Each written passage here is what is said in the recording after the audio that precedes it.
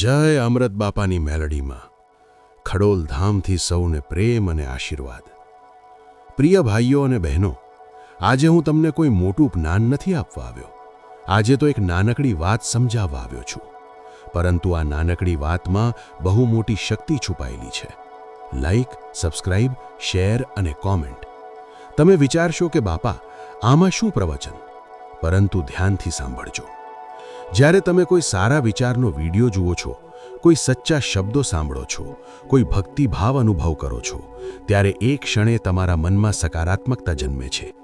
એ સકારાત્મકતાને આગળ વધારવાનું સાધન છે લાઈક। લાઈક કરવાથી તમે એ વિચારને સ્વીકારો છો। તમે કહેતા હો કે હા, આ વાત સાચી છે। જેમ મંદિરમાં જઈને માથે હાથ જોડીએ, એમ લાઈક કરવું એ ડિજિટલ યુગની પ્રણામ છે। સબસ્ક્રાઇબ શું છે? સબસ્ક્રાઇબ એટલે જોડાવું। જેમ ગુરુ સાથે શિષ્ય જોડાય, જેમ માતા મેલડી સાથે ભક્ત જોડાય, એમ સબસ્ક્રાઇબ કરવું એટલે આ માર્ગ સાથે સતત જોડાયેલા રહેવાનો સંકલ્પ। સબસ્ક્રાઇબ કરનાર ભક્ત કહે છે, હું સારા વિચારોનો સાથ નથી છોડતો। હવે વાત કરીએ શેરની। ભાઈઓ અને બહેનો, જે વાત તમને સ્પર્શે, જે શબ્દો તમને શક્તિ આપે, એ વાત બીજાને ન પહોંચે તો અધૂરી રહે છે। દીવો એકલો બળે તો પ્રકાશ ઓછો થાય, પણ હજારો દીવો બળે તો અંધકાર ભાગી જાય। શેર કરવું એટલે પ્રકાશ વહેંચવો। કોઈ દુઃખી આત્મા સુધી આ શબ્દો પહોંચે, કોઈ નિરાશ મનને આશા મળે, એ જ સાચું પુણ્ય છે। અને કોમેન્ટ? કોમેન્ટ એટલે ભાવ, કોમેન્ટ એટલે લાગણી। જય મેલડીમાં લખશો, જય અમૃત બાપા લખશો, તો એ માત્ર શબ્દ નથી રહેતા, એ પ્રાર્થના બની જાય છે। તમારી કોમેન્ટ કોઈ બીજા ભાઈ કે બહેનને વાંચીને હિંમત આપે છે, ભક્તિને વધારે છે। ભાઈઓ અને બહેનો, આજે યુગ બદલાઈ ગયો છે। પહેલાં પ્રવચન માત્ર મંડપમાં થતું, આજે મોબાઈલના એક નાના સ્ક્રીનમાં મેલડી માં બેઠી છે। તમે લાઈક, સબસ્ક્રાઇબ, શેર અને કોમેન્ટ કરીને આ ભક્તિને આગળ વધારશો તો સમજો કે તમે પણ સેવા કરી રહ્યા છો। આથી હું હાથ જોડીને વિનંતી કરું છું, વિડીયો ગમે તો લાઈક જરૂર કરજો, ચેનલ સાથે જોડાવા સબસ્ક્રાઇબ કરજો, ભક્તિ વહેંચવા શેર કરજો અને દિલથી જય મેલડીમાં કોમેન્ટમાં લખજો। મેલડીમાં તમારી ઉપર કૃપા વરસાવે, અમૃત બાપા તમારું માર્ગદર્શન કરે અને ખડોલ ધામની પવિત્ર શક્તિ તમારું જીવન સુખમય બનાવે। જય અમૃત બાપાની મેલડીમાં। જય માતાજી, જય અમૃત બાપાની મેલડીમાં। પ્રિય ભાઈઓ અને બહેનો, જય મેલડીમાં। અમૃત બાપાની મેલડીમાંના ચરણોમાં કોટી કોટી વંદન। આજે આપણે એક થોડો અલગ પરંતુ અત્યંત ઊંડો વિષય લઈને બેઠા છીએ। ઘરના દેવને જાગૃત કરવાનો આંતરિક માર્ગ। ભાઈઓ બહેનો, દેવને બોલવાનું સહેલું છે, પરંતુ દેવને સ્થાન આપવું મુશ્કેલ છે। કારણ કે દેવ ત્યાં જ રહે છે જ્યાં આપણે પોતાનો અહંકાર, પોતાની જીદ અને પોતાની સમજ છોડીએ છીએ। ઘણી વખત આપણે દીવો કરીએ છીએ અને પછી કહીએ છીએ, માં મારી રીતે જ થવું જોઈએ। અહીંથી જ દેવ સૂઈ જાય છે।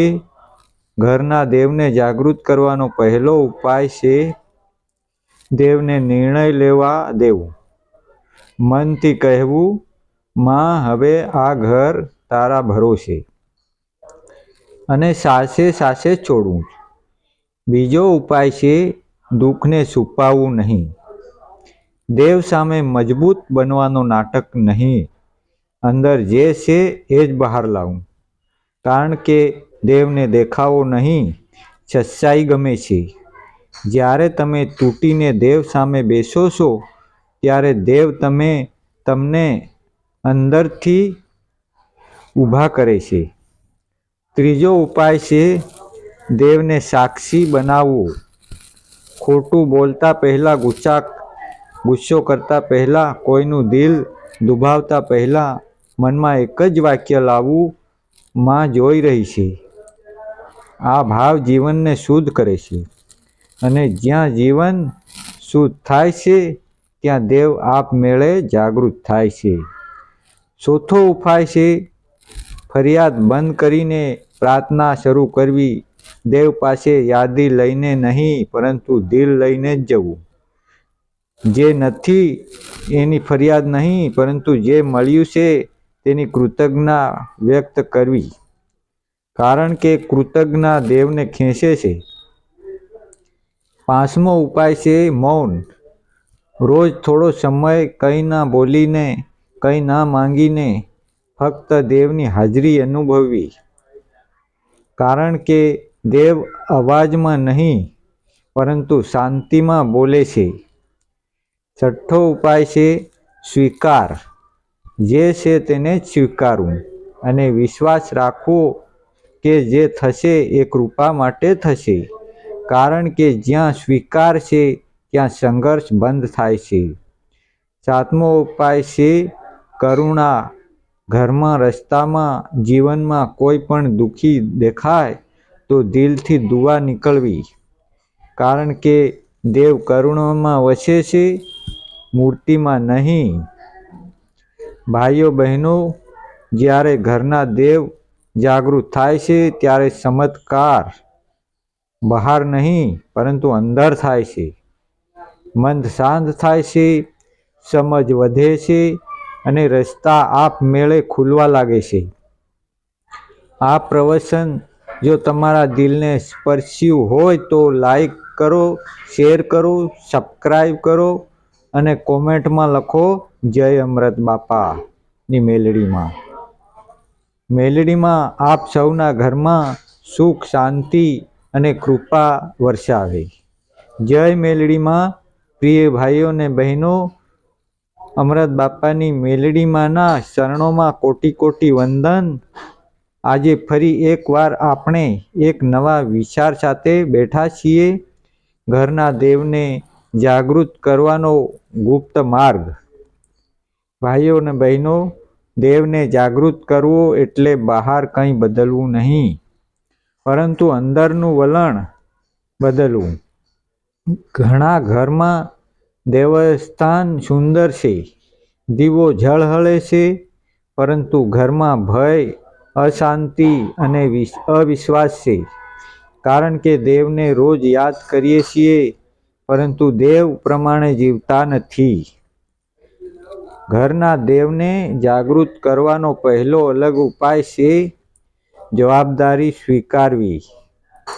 જીવનમાં જે બની રહ્યું છે તેના માટે ભાગ્યને નહીં પરંતુ પોતાની વિચારધારા અને કર્મને જોવું. જ્યારે માણસ પોતાની જવાબદારી સ્વીકારે છે ત્યારે દેવ મદદ માટે આગળ આવે છે. બીજો ઉપાય છે રાહ જોવાની કળા. દરેક પ્રાર્થનાનો જવાબ તરત નથી આવતો. દેવ સમય લઈ શકે છે, કારણ કે દેવ સમય બગાડતા નથી. તેઓ આપણને તૈયાર કરે છે. ત્રીજો ઉપાય છે નિયમિતતા વગર પણ નિષ્ઠા. રોજ લાંબી પૂજા નહીં થાય તો ચાલે, પરંતુ એક દિવસ પણ દેવને ભૂલશો નહીં. મનથી એક માં બોલશો તો પણ પૂરતું છે. ચોથો ઉપાય છે ઘરનું વાતાવરણ હળવું રાખવું. હસવું, સ્મિત કરવું, નાની વાતોને દિલ પર ના લેવી, કારણ કે દેવ ગંભીર ચહેરામાં નહીં પરંતુ હળવા હૃદયમાં વસે છે. 5મો ઉપાય છે અપેક્ષા છોડવી. દેવને યાદ કરીને તરત ફળ માંગવું નહીં. ભરોસો રાખવો કે જે મળશે એ યોગ્ય સમયે મળશે. 6થો ઉપાય છે સ્મરણ. કામ કરતાં કરતાં પણ મનમાં દેવનું નામ ચાલતું રહે, કારણ કે સતત સ્મરણ દેવને જાગૃત રાખે છે. 7મો ઉપાય છે અંતરાત્માની વાત સાંભળવી. અંદરથી આવતી નાની અવાજ ઘણી વખત દેવની દિશા હોય છે. ભાઈઓ બહેનો, જ્યારે ઘરના દેવ જાગૃત થાય છે ત્યારે ઘર બહારથી નહીં પરંતુ અંદરથી મંદિર બની જાય છે.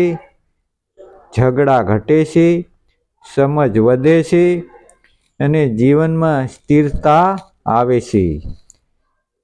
જો આ અલગ વિચાર તમને ગમ્યો હોય તો લાઈક કરો, શેર કરો, સબસ્ક્રાઈબ કરો અને કોમેન્ટમાં લખો જય અમૃત બાપાની મેલડીમાં.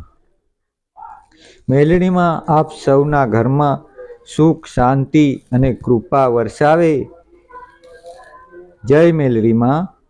પ્રિય ભાઈઓ બહેનો, જય મેલડીમાં. અમૃત બાપાની મેલડીમાંના શરણોમાં કોટી કોટી વંદન કરીએ છીએ. આજે આપણે આ શ્રેણીનો 4થો ભાગ લઈને બેઠા છીએ અને આજે વાત છે એવી ભૂલની જે જાણતા અજાણતા આપણને બધા કરીએ છીએ અને એ જ કારણે ઘરના દેવ સંપૂર્ણ રીતે જાગૃત થતા નથી. ભાઈઓ અને બહેનો, આપણે દેવને યાદ કરીએ છીએ પરંતુ દેવને પ્રાથમિકતા આપતા નથી.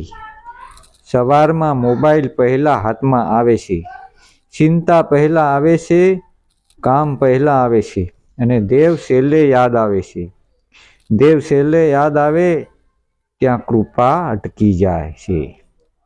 ઘરના દેવને જાગૃત કરવાનો પહેલો ઉપાય છે પ્રાથમિકતા બદલવી.